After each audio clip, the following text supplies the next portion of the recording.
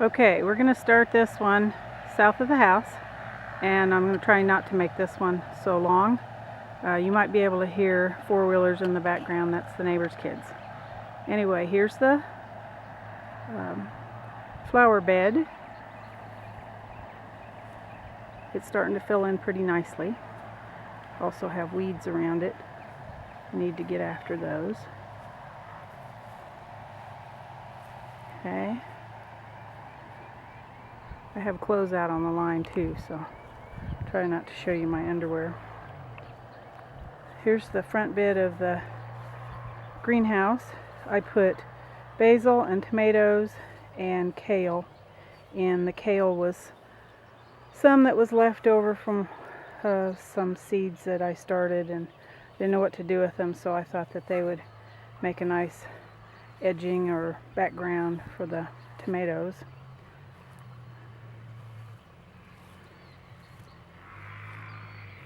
Here's the little farm scene that I put together. I'm not sure how well the ground cover is going to take.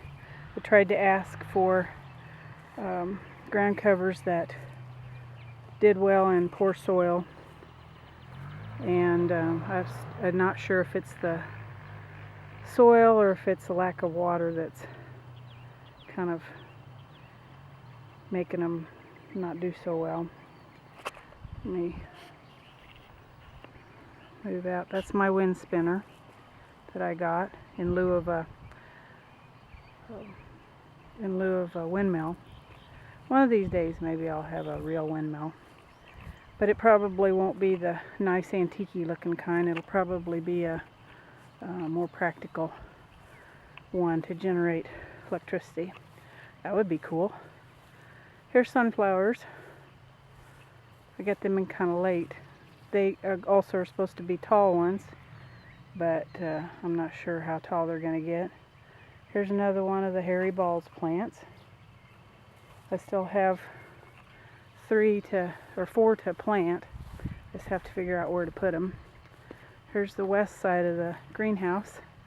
I did get some flowers at the fancy greenhouse, and the red ones on the right are pentas and the orange ones are zinnias.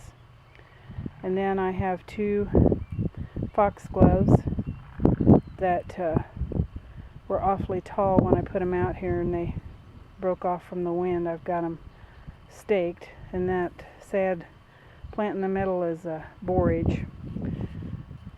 And then I've got a couple of bee balms, eyeball plants in the front. That's a hollyhocks in the back that were seeds sent to me from someone on the Gardenaholics Anonymous page, so I'm hoping that they bloom this year, and I'll send her pictures. They're looking a whole lot better since I put them out here and been keeping them watered. There's a couple more bee balms. Okay, this big patch is where I have my tomatoes and my peppers and my tomatillos, and these are anchos. Most of these, I think all of these in the right are anchos, and then there's tomatillos in the back part, and then down through the middle these are the Peter peppers, and then something got my tomatillo plant here on the end, and tomatillos, and then tomatoes. I've got indigo rose on the far end, and then these are blueberry, grape tomato or cherry tomatoes, and something ate off all the leaves on this second plant. I don't know what does that, and then leaves the rest of them all around it. I've got looks like I need to get out here and water. I hate to do that, and the mulching was supposed to try and help with that. These are some real sad looking little tomato plants that I got out late. I think these are both Some of them are cubanas, which I don't really know anything about those. Those were seeds sent to me by a friend. And then there's Amish paste. And then some of these in here, the bigger ones, I think on this last staked row are super sauce. And they're supposed to be gigantic. The sun's kind of in my eyes, so I'm having a hard time seeing what, or knowing what I'm looking at here on the screen. This is another Hairy Balls plant. So let's see. More tomatoes, more tomatoes. They need to be mulched and watered. I'll probably try and do that tomorrow. And then these are the pumpkin plants that I started inside and then didn't get planted, and they were this long when I actually brought them out and transplanted them. Everybody kept telling me you can't do that because you can't transplant them because they're real touchy about their roots. Well, I didn't break apart the roots. I was real careful when I actually transplanted them twice. I transplanted them from a small pot into a bigger solo cups, each that I put holes in the bottom of them.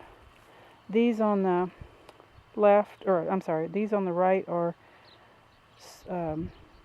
sugar pumpkins for baking. These in the middle, I think, are the Gerardelles. And then these on the left are the Atlantic Giant. They're supposed to be the huge pumpkins. Anyway, it's the other side of the tomatoes. I do have some Indigo Rose that, I don't know how well you can see this, but they're supposed to be like a blue tomato. And I've never raised those, so I don't know. I have to figure out when they get ripe. I guess when there isn't any green on them, and they still have green on them. This is more of the tomatillos. I have, I think, 3 different kinds. 2 green ones and a purple one. This is some more kale that I put as just like an edging. And we'll go over here and I'll show you the potato plants, and then that will be it for this one, because we're now running on way longer than I thought. So here's the potatoes that are just planted in straw. We actually put down some compost first, and then a really thick layer of newspapers, and wet it real good, and then put the potatoes on top of the newspapers, and then just layered it really thickly with straw. I put a little bit more straw on it after the plants got a little bit bigger, but other than that I really haven't done anything to them or added anything. These towers are made out of cedar, and they're 2x6s, and we only made, this is when Adam was here, and Adam put these together for me. We only made 4 courses for each box. I think next year I'll probably have at least 1 or 2 more courses on each box, because you can see they could go up at least 2 more higher. And the ones on the left are white potatoes. I think they're Yukon Golds, I'm not sure. And the ones on the right are Adirondack Blue.